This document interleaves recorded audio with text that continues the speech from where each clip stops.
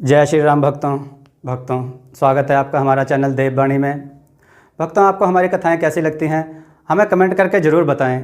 भक्तों, हमारी कथाओं को लाइक अधिक से अधिक करें, इन्हें शेयर करें और हमारे चैनल को अधिक से अधिक सब्सक्राइब करें।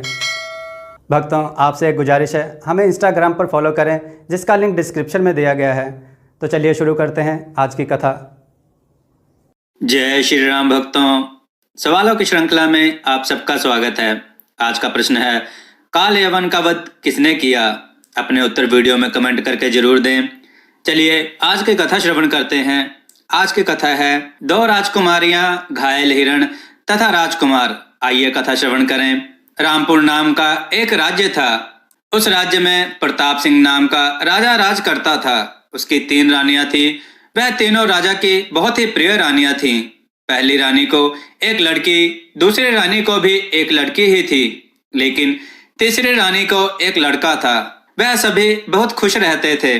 दोनों ही राजकन्याएं बहुत ही सुंदर, साहसी और होशियार थीं। राजकुमार भी बहुत होशियार, सुंदर और सभी तरह से अस्त्र शस्त्र चलाने में माहिर था। ऐसे ही कुछ दिन गए। एक दिन दोनों ही राजकन्याएं बगीचे में घूमने गईं।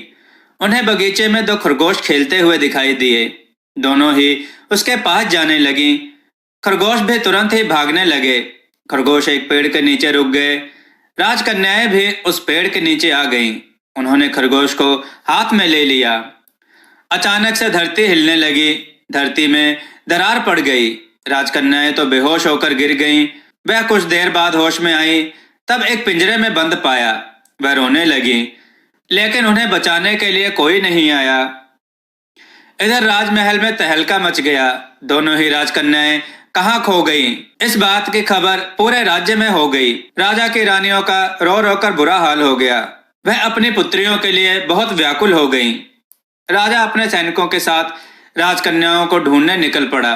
तभी राजकुमार ने कहा, पिताजी, हम भी आपके साथ आएंगे। राजा ने उसे मना कर दिया, लेकिन राजकुमार के हट के सामने उसका कुछ भी ना चल सका। सभी ने राजकन्याओं को सभी तरफ देखा, लेकिन वह कहीं भी नहीं मिली। सही स्थान देखकर सभी विश्राम के लिए रुक गए। सभी ने थोड़े थोड़े फल खाए और भूख को थोड़ा कम किया। सभी दिन भर के थकान के कारण जल्द ही सो गए, लेकिन राजकुमार जागता रहा। सभी सो गए हैं यह देखकर वह उठ गया। रात को नजर रखने वाले सैनिकों की नजर बचाकर राजकुमार वहां से निकल गया। थोड़ी दूर चलने के बाद उसे वह खरगोश दिखाई दिए। वह उसे भी पसंद आए। राजकुमार उनको पकड़ने के लिए गया। दोनों खरगोश भागने लगे। वह खरगोश फिर से उसी पेड़ के नीचे आए। राजकुमार भी पेड़ के नीचे आया। तभी धरती फट गई। अब राजकुमार उन राजकन्याओं की तरह पाताल में चला गया। पाताल में जाने के बाद वहां 3 रास्ते थे। उनमें से एक रास्ता एक गुफा की तरफ जा रहा था, दूसरा एक पहाड़ की तरफ जा रहा था और तीसरा जंगल की तरफ। उसने थोड़ा सोचा तो सोचने के बाद वह जंगल की तरफ जाने वाले रास्ते की तरफ चल पड़ा। कुछ देर चलने के बाद उसे कुछ आवाजें आने लगी। राजकुमार ने इधर उधर देखा। वहां पर एक हिरण जख्मी होकर गिरा हुआ था। उसके 2 तीर लगे हुए थे। उसे हिरण पर दया आ गई। राजकुमार ने उसके लिए जड़ी बूटी का लेप बनाया और वह तीर निकालकर जख्मों की जगह पर वह लेप लगाया। अपने वस्त्र से कपड़ा फाड़कर जख्म पर लगाया। थोड़ी देर बाद हिरण उठ खड़ा हुआ। हिरण ने जाते जाते राजकुमार को थोड़ी सी हरी सी घास दी और राजकुमार से कहा, इस घास को अच्छे से पीसकर इसका रस अगर आपने पिया तो आप पर किसी भी बुरी ताकतों का असर नहीं होगा। इतना कहकर वह हिरण वहां से भाग गया। राजकुमार ने भी उसको मन ही मन धन्यवाद किया। वह वैसे ही आगे चलता रहा।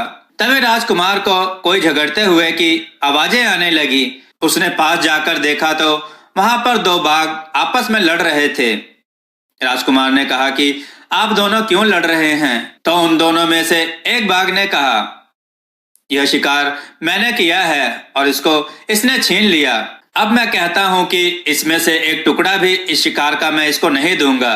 तभी दूसरे बाघ ने कहा, यह शिकार छोड़कर दूसरी तरफ चला गया था, तब मैं वहां पर आया, फिर यह शिकार मेरा ही हुआ ना, अब मैं इसको खाऊंगा। फिर दोनों बाघों ने राजकुमार पर फैसला छोड़ा। राजकुमार ने कहा, इस शिकार पर पहले बाघ का ही अधिकार है, क्योंकि उसने उस शिकार के लिए उतना जोखिम उठाया है। इसलिए वह पहले बाघ का ही है। वैसे ही दूसरे बाघ को भी कुछ मांस मिलना ही चाहिए, क्योंकि इसने शिकार की रक्षा की है। ऐसा कहकर दोनों बाघों को शिकार का बराबर हिस्सा राजकुमार ने दिला दिया। दोनों बाघों की भूख पूरी हुई। पहला बाघ बोला, राजकुमार, यह लो कागज। जब इस कागज को दिखाओगे तब आपके सामने आने वाले सभी शत्रुओं का नाश होगा। इसमें से दानव जानवर बाहर आएंगे, लेकिन जब अपने दाहिने हाथ का अंगूठा उनके सामने करोगे, उसी क्षण वह फिर से कागज में लुप्त हो जाएंगे। दूसरा बाघ आया, उसने एक खिलौना दिया और बोला, इस खिलौने में एक फूल है। उस फूल को जख्मों पर, मरे हुए या फिर किसी रोगी को लगाओगे या इसकी सुगंध सूंघाओगे तो सब कुछ ठीक हो जाएगा। राजकुमार ने दोनों बाघों को धन्यवाद दिया। फिर राजकुमार आगे बढ़ गया। वहां पर उसको एक झोपड़ी दिखाई दी। उसमें एक बुढ़िया थी। उसने राजकुमार से पूछा कि यहाँ क्यों आए हो? तो राजकुमार ने सब हकीकत बता दी। तब बुढ़िया बोली, मुझे मालूम है तुम्हारी बहनों का पता। उन्हें एक जादूगर ने कैद किया है। वह कहाँ रहता है यह मुझे मालूम है। मैं जो कहती हूँ उसे ध्यान से सुनो। वहां पर जाने का एक ही मार्ग है। सुनो, यहाँ से पूरब की तरफ जाओ। वहां जाने पर जंगल के बीचों बीच पीपल का एक पेड़ है। उस पूरे जंगल के मध्य में सिर्फ एक ही पीपल का पेड़ है। उसके नीचे एक बड़ा सा पत्थर है। उस पत्थर को तुम हटा देना, तभी वहां पर एक गुफा दिखाई देगी। उसके अंदर जाने के बाद एक सरोवर दिखाई देगा। उसके बीच में सोने का कमल है। उसमें एक हीरा है। उसमें वह जादूगर रहता है। मैं तुम्हें जादू का जूता देती हूँ। वह पहनकर तुम जल्दी से उस बड़े से पत्थर तक पहुंच जाओगे। यह एक जादुई छड़ी लो। इससे तुम उस हीरे के सामने पकड़ोगे तो वह जल जाएगा। वहां पर तुम्हारी बहनें नहीं होंगी। तुम्हारी बहनों को उस जादूगर ने उसी सरोवर के नीले कमल में रख दिया है। उस कमल को तोड़ने के बाद कमल की सभी कलियों को तोड़ना, तब वह दोनों बाहर आएंगी। तुम्हारी बहनों के साथ एक और लड़की भी है। वह भी राजकन्या है। उसको भी तुम्हें छुड़ाना होगा। इतना कहकर उस बुढ़िया ने राजकुमार को जूते दिए और वह जादुई छड़ी दी। राजकुमार वहां से निकला। उन जूतों के बदौलत तुरंत ही राजकुमार उस बड़े से पत्थर के पास जा पहुंचा। उसने उस बड़े से पत्थर को हटाया। राजकुमार ने हिरण के द्वारा दिया हुआ वह घास का रस पिया। उसने पहले बाघ द्वारा दिया हुआ कागज गुफा के सामने पकड़ा। वह अंदर गया। राजकुमार के आने की खबर लगते ही जादूगर ने अपने सैनिक राजकुमार को मारने भेजे, लेकिन कोई फायदा नहीं हुआ। आखिर में जादूगर के सैनिक मारे गए। यह देख जादूगर स्वयं आया, लेकिन राजकुमार के सामने वह एक पल भी नहीं टिक सका। अंत में जादूगर कमल के अंदर जाने लगा। तभी राजकुमार ने जादुई छड़ी बाहर निकाली, उसे कमल के सामने पकड़ा। उसमें से आग की चिंगारी निकली। अब वह जादूगर उस चिंगारी के कारण जलकर मर गया। राजकुमार ने सरोवर के नीले कमल से अपनी बहनों और उस राजकन्या को भी बाहर निकाला। राजकुमार तीनों कन्याओं को लेकर महल में आया। उसने पूरी कहानी राजा को सुनाई कि किस तरह जुल्मी जादूगर से उसने राजकन्याओं को बचाया। दोस्तों, इस कहानी से हमें शिक्षा मिलती है कि बुराई का अंत होकर ही रहता है, चाहे वह कितने ही बलवान क्यों ना हो।